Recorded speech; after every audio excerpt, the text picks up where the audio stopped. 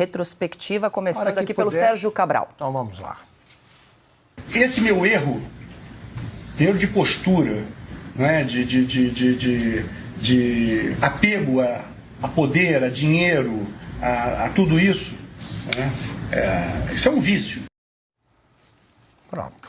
Vou chamar do Joesley também, a gente Tá explicado o caso Sérgio Cabral. Muito bem. Joesley. Duas fases. Teve a fase do presidente Lula, depois a fase do presidente Dilma. Na fase do presidente Lula, chegou acho que nos 80 milhões de dólares. Depois na Dilma chegou nos 70. Ou ao contrário, 70 na do Lula, 80 no da Dilma. Na mesma conta? Eu abri duduas contas, tudo conta minha. Mas você já tinha quanto abriu especificamente para deixar o dinheiro do Guido lá? Eu chamava umas continhas que não tinha pra gente nada lá. Sim. Eu que controlava e tal. Eu tinha uma, eu comecei a usar. Aí depois eu abri outra. Foi quando a presidente Dilma ganhou. Produção preparada aqui, Augusto. Temos Antônio Palocci. Maravilha. Agora, é bom destacar só o seguinte, são continhas, né?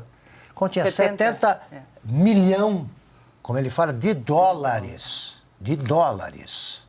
Mas é uma continha. A ladruagem operou nesse nível. Vamos lá. O presidente Lula também começou só olhando campanha. Já no fim do seu primeiro mandato, muita coisa pessoal ele tinha pedido para ele, em termos de dinheiro que eu pessoalmente levei e entreguei para ele. No fim do seu segundo mandato, aí ele preparou sua aposentadoria. Recebeu 300 milhões da Odebrecht numa conta corrente de disponibilidade, recebeu seu sítio, que foi feito, combinado para seu uso, o apartamento.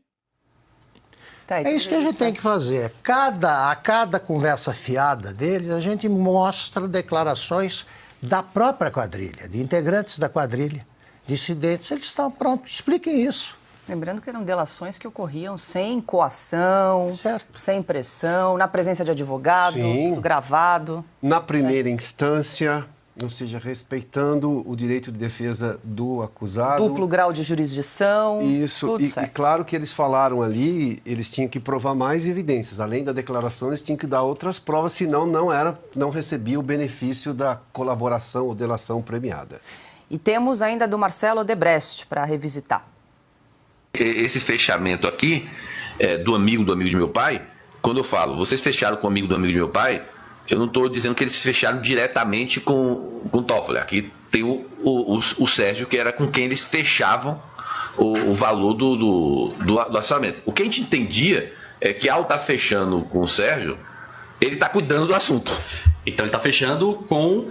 Ou ele tá cuidando do assunto. O problema é esse, como é você, em tese, nunca fica muito claro, né? Certo. Mas é que quando você fala amigo do meu pai, está se referindo... Na nossa visão, quando a gente estava fechando, pra gente, ao fechar com o Sérgio, ele estava cuidando do assunto. Do amigo do meu pai. Que é? O Toffoli, entendeu? Deixa eu passar aqui para o Silvio, só para fechar, Silvio, a gente está falando de cifra de 300 milhões, 80 milhões de dólares, 70 milhões de dólares. A gente aqui no chat lembrando da sacolinha de vinho de 100 mil reais que nunca apareceu, né, no relatório da Polícia Federal. Quero te ouvir aí, a gente que trouxe um compilado de alguns personagens envolvidos na Operação Lava Jato. Isso é só uma amostra, hein? Eu adoro acompanhar esses filmes, porque essa é a história real e não a história que a imprensa velha hoje tenta contar e não a história que o Supremo Tribunal Federal tenta contar. Não, essa é a história real, são réus confessos. Por exemplo, ali estava o Sérgio Cabral diante do juiz Marcelo Bretas, por exemplo, quando ele diz que ele tem o vício de roubar. Marcelo Bretas hoje é um juiz afastado, foi punido, porque todos os juízes que trabalharam na Lava Jato, e no caso dele era uma ramificação no Rio de Janeiro, foram punidos. A figura do Antônio Palocci falando, não, porque já no final do segundo mandato, a ideia era assegurar a aposentadoria do Lula. E o Piotr traz um dado muito interessante, porque ele diz assim, olha, ele estava sendo ouvido em primeira instância. E o vídeo, se vocês pegarem ele novamente, vocês vão ver que é um vídeo da Procuradoria-Geral da República, mas um vídeo do Ministério Público. Então, havia a chancela do Ministério Público. Hoje, a gente assiste o inquérito 4781 que foi prorrogado, Paulo, que comentamos tanto ontem por mais 180 dias, que foi aberto de ofício sem a provocação do Ministério Público, ou seja, à margem da Constituição. Aí não, aí é a força-tarefa do Ministério Público presente, coisa que não acontece hoje.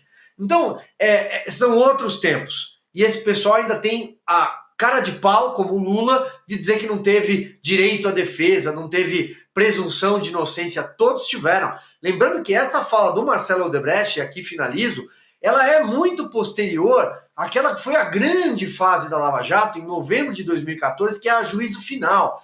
É a 7ª fase da Lava Jato, se eu não falhar aqui. É quando os empreiteiros todos são presos. A Polícia Federal bate a porta deles, todos eles são presos, e Curitiba assiste, pela primeira vez na história, a um congestionamento de jatinhos, porque cada um foi com o seu próprio jatinho prestar depoimento, achando que ia voltar para casa.